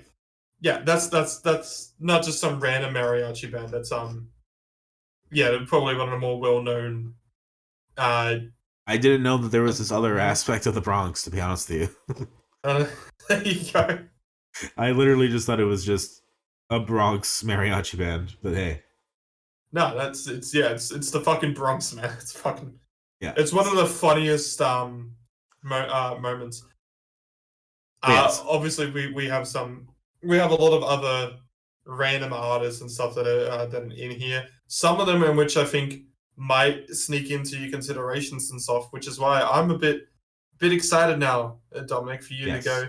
I want to hear what's the songs that didn't make your top 10, and then what are the ones that have. All right, so kind of like I talked about, some of the ones that were in contention up until the end were the DMA's one, was the Church's one, a couple others that didn't quite make it. I really liked the Benny's cover of Old Man River. I think that was fun. Doing Greg the Stop Sign a little bit in there was really cool. Yeah, it was. I like it as well. It just wasn't in my heavy considerations. I also really like doing Rats. Am I ever gonna see your face anymore? No way, piss off. So actually, with that, do you know why they did a no way piss off fuck off? No, it was get fucked, fuck off. But now why? Yeah, Because that's the I song. know. Yeah, that's been split. Well, it's not actually a part of the original song. Really? The original song is "Am I Ever Gonna See Your Face Again?" As the chorus, because the Sure. original song is actually not like any kind of romantic song or anything like that. The original song is actually about his friend who died, Oh, and it's a whole kind of like trying to figure out if there's like come to terms if there's an afterlife or anything like that. It's like, am I actually ever going to literally see your face again? okay. Yeah, Um, that's interesting. but in Australian culture, and it didn't start with that. It started with a song where I think it was called Alice or something, and people would shout out, "Who the fuck is Alice?" Uh, and it kind of went very similar to this, in which literally just crowds would chant back when they sung the song, "No way, get fucked, fuck off." And somehow that's just been Australian culture. You can go to any pub and play this. You can go this to a bloody primary school, and the primary school kids will sing these lines. Yes. I can tell you that because I was a primary school kid. I would sing these lines. There were people in the comments talking about that very thing. Yeah, that is it, and they basically made that a part of the cover because why wouldn't they? Another one that was huge in contention was the Kooks doing Kids by MGMT. Yes, because you didn't really like the original, did you? I don't like the original Kids now. Um, Uh, the one that we should have talked about here, which I did add, is Chitty Bang, okay, that which I wasn't. don't know. I don't know how many people remember Chitty Bang, but their No. big hit was their kind of spin on MGMT's Kids, their little song called "Opposite of Adults," which heavily samples MGMT's Kids. Sure. Mhm. Hey, Trix. Hello, Trix. You're I, finally awake. I've been. You were trying I've to been. cross the border. Yeah. My phone died as soon as I woke up. I set 2 alarms. Yeah. It's all good. We are currently got there. doing our top tens. Do you have Yeah. anything for your top I've 10 been ready? listening. I have not because I'm going to be honest. I'd set my alarm so that I could do my listening beforehand because it has been a week. Have you got 10 songs that you've listened to, or 10 songs that you think you're gonna vote for? I haven't listened to any covers except for like the ones I had listened to prior. I apologize. Fair enough. Well, Dominic, you still going with your considerations? Yes, a couple more I want to talk about. I will have 10 by next week. Okay. I do want to give Bentley some props for doing Thrash Unreal as an acoustic and making it really interesting. Ben Lee actually also has quite a lot of ties to the alternative scene from the 90s and noughties as well. So it's not like he's just some random folk singer Right. singing against me. He's actually Ben Lee's just fucking based, to be honest. And I also just want to just give a short recognition of the Angus and Julia Stone cover of Tub Thumping. Yeah, that's a funny one, isn't it? It's kind of like the Nirvana cover, but also just funnier. Yeah. And Julia Stone does it really well. Anyway, though. And then we also have the 2 songs that just didn't make your top 10. Yeah, the DMA's Believe and Church's Do I want Do I Want to Know? Yeah. Anyway, so let's finish on my top 10 while we're here. We've gone over a number of them. The Dental Curry one, Rage Against the Machine, Big Scary's Come As You Are. I would just go from number 10 and just say each song. Just Again, do it like that. These aren't super in place yet, but we'll just start it, right? No, neither was my list. Yeah, so number 10 we're going to do with the Ben Fold cover of Such Great Heights. That is just such a fucking funny one as well at the end, where he just gets his phone out and starts playing the Macarena. Oh, that reminds me. The other thing I was funny about the Alex Turner cover of Strange by Patsy Cline is he just gives up. He's like, I don't have an ending. Eh. But yes, so the Macarena one was cool. I don't know what that was about, but that was fun. And that's just Ben Folds being Ben Folds.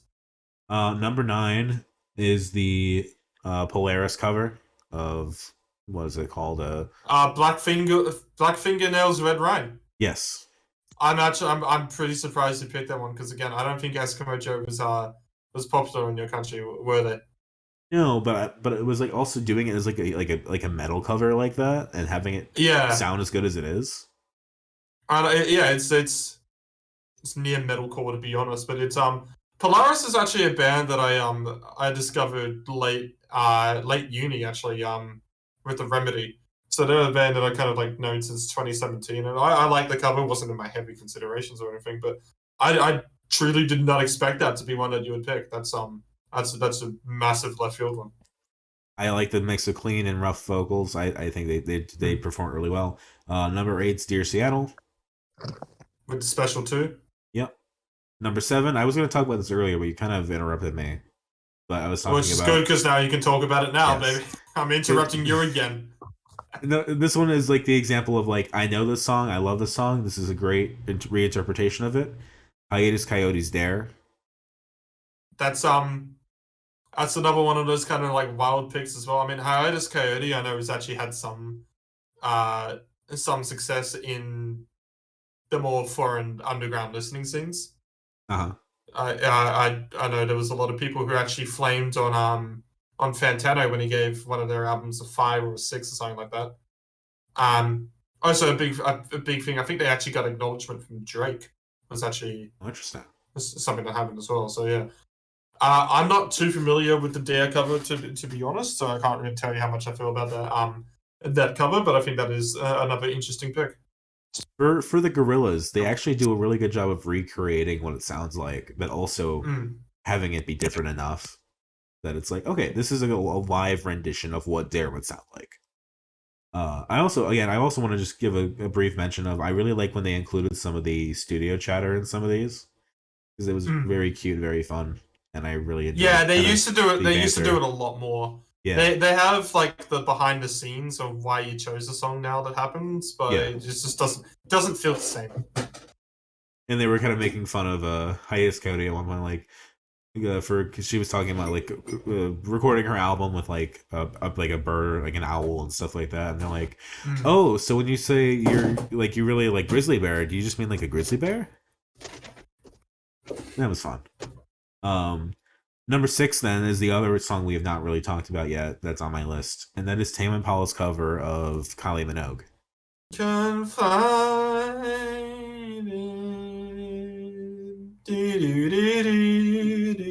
Just an impressive performance overall. It's just yeah, look, the bigger one recently, I mean, it's because they covered it when they had a lot more fame, and granted, when they covered this, they still had a bit of fame. They just blew up even more afterwards. Is the cover of A Girl Like You? I personally believe this is the better Tame Impala cover. It's really good. I mean, the Kylie Minogue song itself is actually probably her most psychedelic song. So it's not like it's the most different to the original, but I think it just flows into what Tame Impala is doing so well. Oh, absolutely. And just Kevin Parker just knocks the vocals out of the park. 5 is Pup. Pups, 4, You Don't Get Me High Anymore. We've got to say the full titles on those. Sure. The number 4 is The Drones. Suicide is Painless, the MASH theme. Number 3 is Stan Atlantic's Juice WRLD's Righteous. Number 2 is Big Scary's Come As You Are by Nirvana. Number 1 is Denzel Curry's Rage Against the Machine, Bulls on Parade. And there you go. That is Dominic's top 10. Yes. So Trix, I gotta just go ask you whilst you're here. What other Leica versions that you have heard? If Trix's mic will work. Hello. I think Trix is dead. We're having trouble hearing you, unfortunately, Trix. I'm sorry. Live music, what the kids want. Yes. Can you guys hear me now? There we go. Yes. Yeah, we go. I've listened to the Fiddler one. I know. You mentioned the Denzel Curry one too, I believe, Trix. Yeah, the Denzel Curry one. That was the first one I listened. I think that was the Yeah, I think first that's time I'd ever heard Triple J as well. I think that's a lot of Americans' first time ever listening to like a version. That specific cover sent me down the path of like watching people do react videos for a while. Oh wow. Mhm. You went down the wrong path. You should have gone down the like a version path. I should have. You went through the fucking React path instead. Yeah, like a version actually is pretty fucking good. I actually should just pay attention now to it. Because Yeah. I made a guess that the one that Trix will vote for, and obviously now we're gonna have to wait till you made your list. But I feel like it's just 100% you'll be voting for San Francisco's Get Lucky as well. That was a bleep Bleep. bloop. That was a bleep bloop. I assume she said yes. Yeah, sure. Or something of that nature. She can't disagree. The mic won't allow it. Anyway, anything else you really want to talk about Triple J, like a version wise? I think this is a fun dive into shows like this and kind of something we've talked about doing with like Audio Tree or Tiny Desk, but to actually do it now is cool. Yeah, I think it's a good time because we've had the excuse to go through it because it's been a you know, we got the whole voting list and everything like that, and we're actually doing a pretty deep dive into a lot of these, and it just in our own listening. I mean, there's a lot of stuff on here that wasn't really worth talking about that has been covered on there. There is some stuff that is worth talking about that has been. I mean, there are a lot of people who like Julia Jacqueline covering the Strokes. That's There's all a right. ballpark music. There's a ballpark music cover on here. Ballpark music done a couple times. Wombats have actually covered it. Been on there 5 times, running up that hill. Up that hill. I was Is so obviously one disappointed in they've that. done. I was so disappointed in Yeah, that. I was hoping it would be. Honestly, though, you've heard some of the covers of Running Up That Hill. I'm glad we just get a very bog standard one after some of the shit. Rita Ora, where they completely fucked it up. Of course, the other one that I did not really like at all was the Tones and I cover. Oh yeah, that's atrocious. Absolutely atrocious. Just classic over singing. Well, the actual problem with it as well is that she's covering the youth group version of it, which is a cover of the Alphaville song. Yeah. And the youth group cover of Forever Young is fucking beautiful. It's not oversung. There's no oversinging at it at all. It's a very melodramatic cover. It was done for some show here or something like that they covered for. But it's youth group's most well-known song is that cover, and it's really fucking good. It's not oversung. It's very kind of soft in a good way. Yeah. Couple And we get this. It's yeah. too much shit was done in it, and none of it was done well. And it was like that performance is worse than anything on Welcome to the Madhouse. Yep. It's bad. Although I'll tell you what, it is still better than the single she put out that year called "You're So Fucking Cool." Okay, I've not listened to that. Don't. Me either. Just don't. Just save yourself the trouble. It is. I didn't do worst songs of 2019. Or 2020, sorry. Yeah, it was 2020, sorry, that it came out. I didn't do a worst songs of it because I didn't need to, because it was just "You're So Fucking Cool." And I stand by that. I stand by that. That was my least favorite song of 2020, and no song that I've heard that's come out in 2020 has ever topped that. We're going for a full synergy here because I want to mention a couple others. The Broods covering Mac DeMarco. Yeah, when they also incorporate "We Are the People" by Empire of the Sun, which is the most covered song on like a version. Because like doing this whole notation experience and covering this whole playlist was like me doing One Wayne G again in some ways. Mm. And we also we have the Get Lucky cover, so that ties us back into Daft Punk. Another one that I'm going to guess Trix would be a massive fan of is Skeggs covering Pixies' "Here's Come Your Man." Probably. And I was also intrigued by Lime Cordial doing the Divinals. Yeah, Yeah. it's. I'm not big into that cover, but it is Lime Cordial doing it in their own way. Yeah. Because I know that song actually did manage to break over overseas. Oh yes, that's a very well known song. And I hear it at the grocery store I work at. Really? Okay. Yeah. Yeah, but there's some other ones but we don't have to go into all of them, right? But like the one that I do want to just do a 5-second cover on is Psychedelic Porn Conference covering the Jungle Book song. that was cool. I really like that. Nowhere near a vote, but that's just fun. And the one that I'm surprised you didn't talk about at all, Dominic. We forgot to mention with Tucker Biggs jet plane as well that Thelma Plum was doing the vocals on that. But she was cool. But the reason why I'm going into that is Betty Ray's covering Thelma Plum's Better in Black. It was fine. That one I expect to get pretty high. I'm not going to vote for it, but I expect it to get pretty high. I like Sly Withers covering The Scientist. I'm not going to vote for it, obviously. I was never going to vote for that. Though that's cool that they did that. Yeah. That was really good live though. Tiny Little House is covering SOS by ABBA. Was a weird choice. Yeah, but the more you think about it, the more you think that would probably be what Tiny Little Houses cover. I think they did it. I think they did it in their style. I don't think it's incredible. I would never have considered voting for it. Yeah, that's it. I really liked that was in contention. Actually, was very close to maybe being picked. Was Yeo doing Forces by Japanese Wallpaper? Oh yeah, where he gets the guitar and does the solo. Yeah, that shit was fire. Yeah. That was so good. I think it's just pronounced Yo. Probably. Yeah. I had the same problem with Michelle Yeoh. But that's an artist that was like never really popular. His only hottest 100 stint as well was when he featured on a Hermitude song that came like 160 something. Sure. And that's like his most popular song, full stop.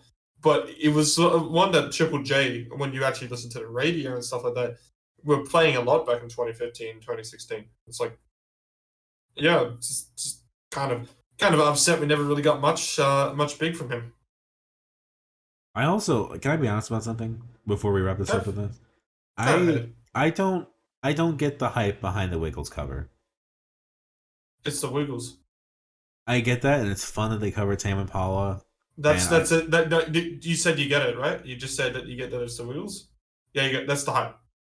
But to get number 1 on the Hottest 100? Oh yeah, well it was either that or the Kid Laroi.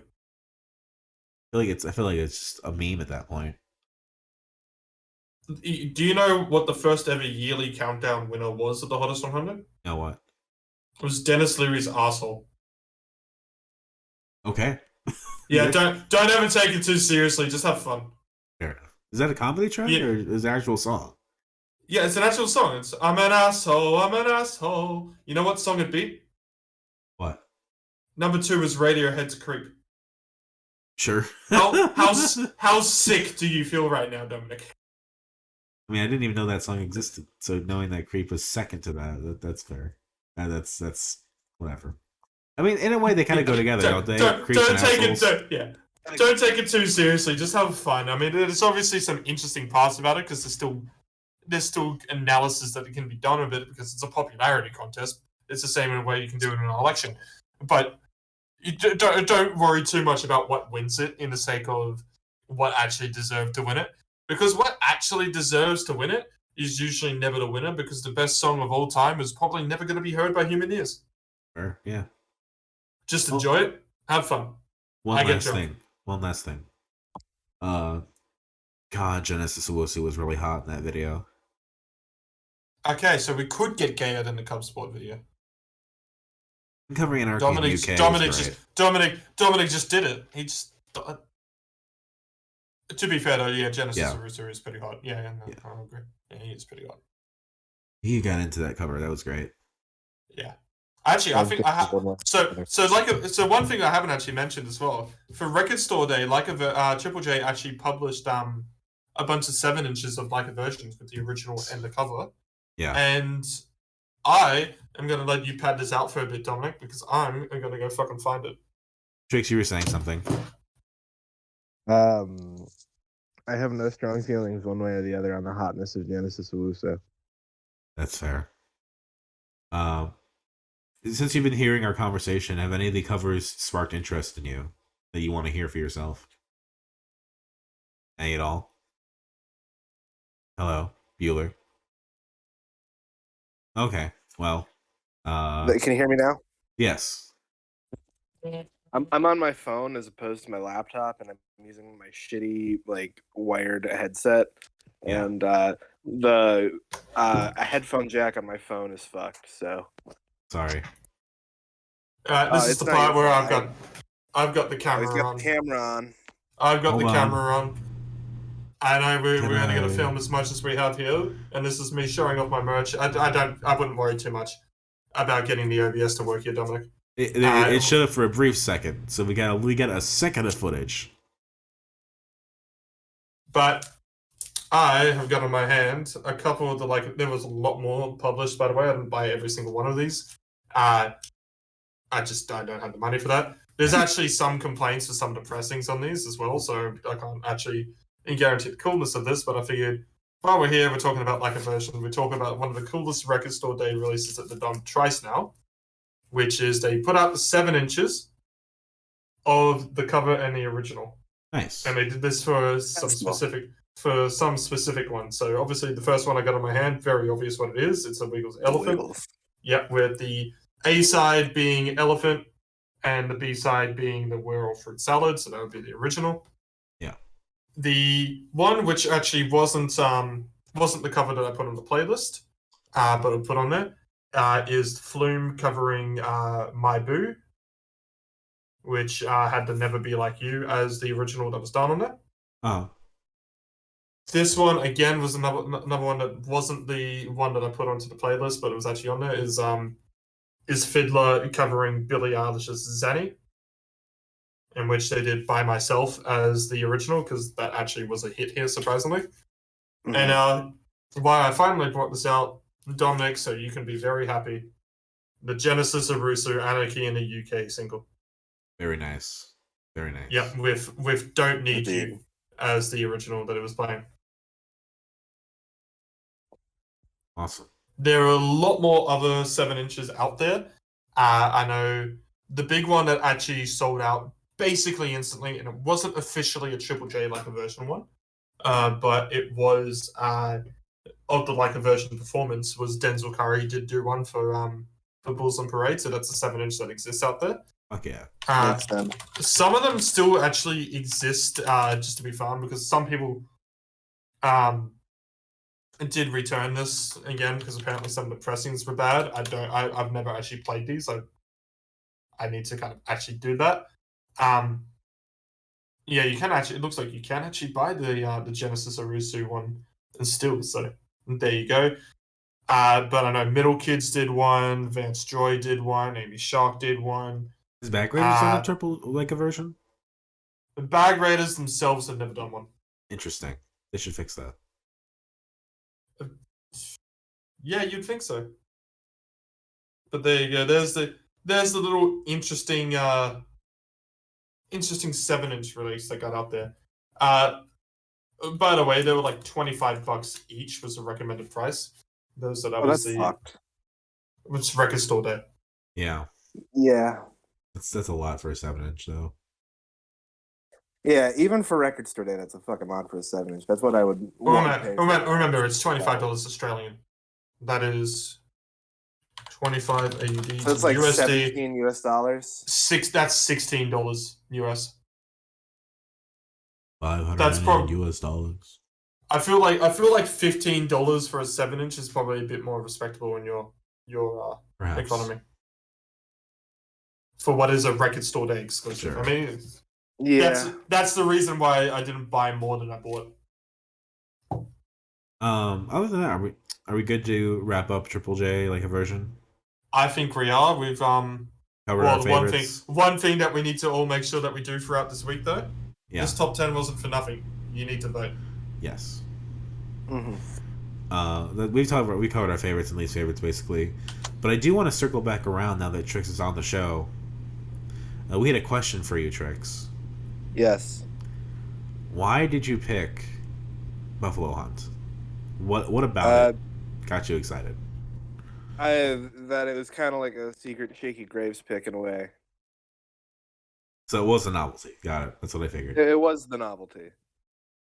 Briefly, like, oh, then. this is cool. Briefly, then, what did you actually think of the album? It was pretty cool. It wasn't my favorite of this week, actually. Temps was my favorite of the week. Oh, you like Temps? I love Temps. Okay. What about it? Just the various clashing styles and the ever-changing sound. It was fun. Remember, Trix brought on Captain Beefheart. Yes. That's fair. That's very fair. We were not very hot on Buffalo Hunt. No.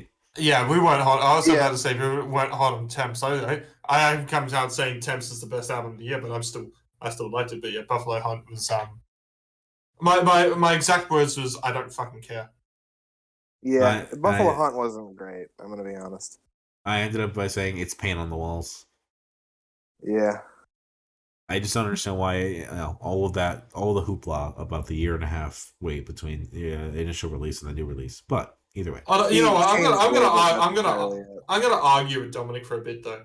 Have you ever just seen videos of people just painting the wall? Yeah, just properly. It can get pretty satisfying.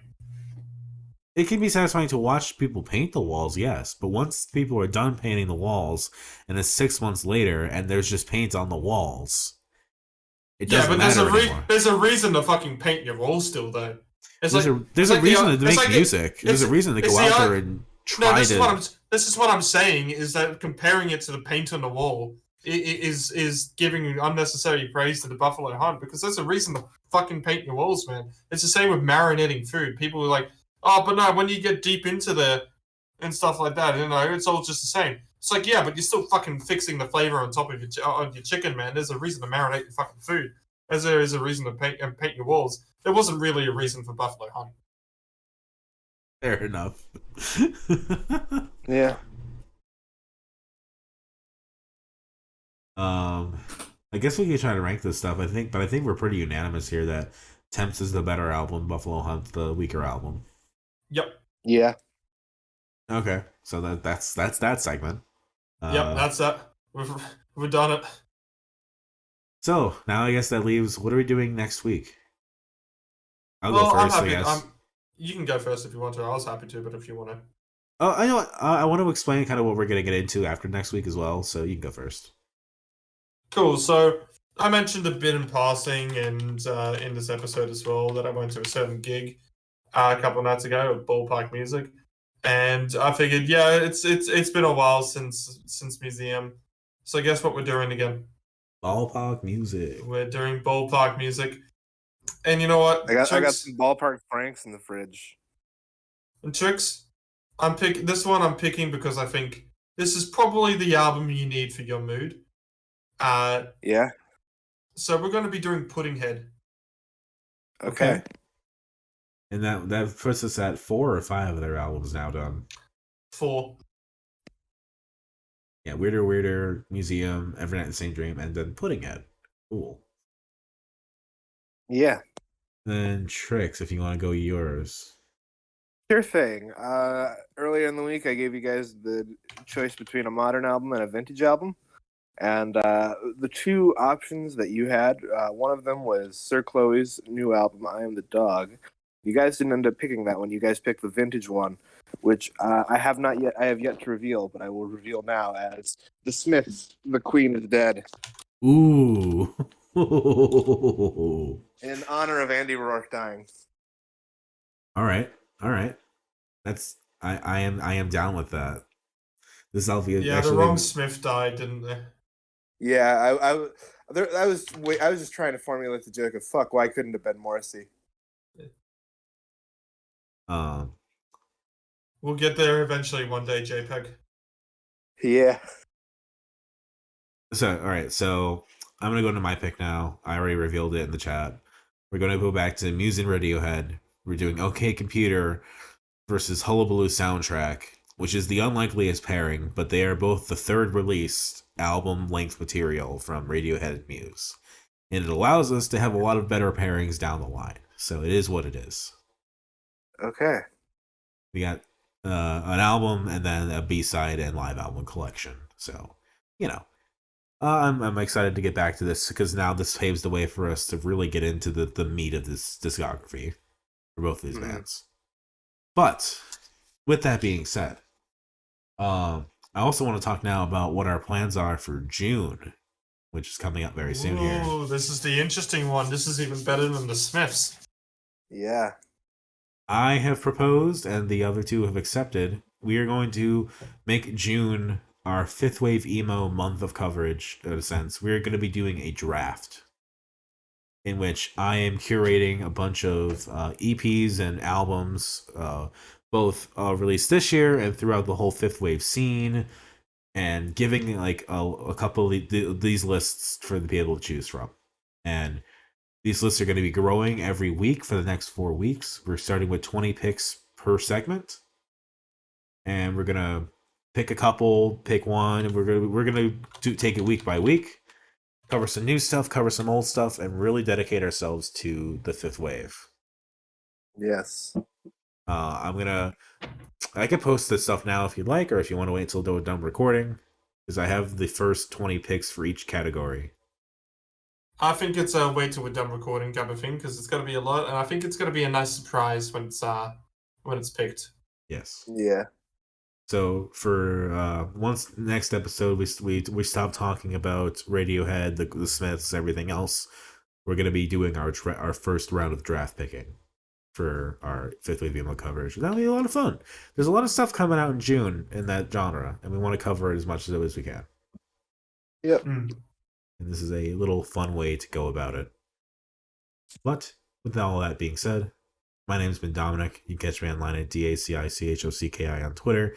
Dominic Chikoki is my thing on YouTube, but you don't really have to go there. There's not much there, just some stuff. I'm also on the Games My Mom Found podcast every now and then. We just recorded a Kingdom Hearts 2 episode last week, and it's like 3 hours long. I think that's probably up by now. I had been Ritalin. I've been suffering acid reflux the whole fucking night, but somehow have survived. I also suffering acid reflux. Yeah, fuck. Twinsies, we're all twinsies in this.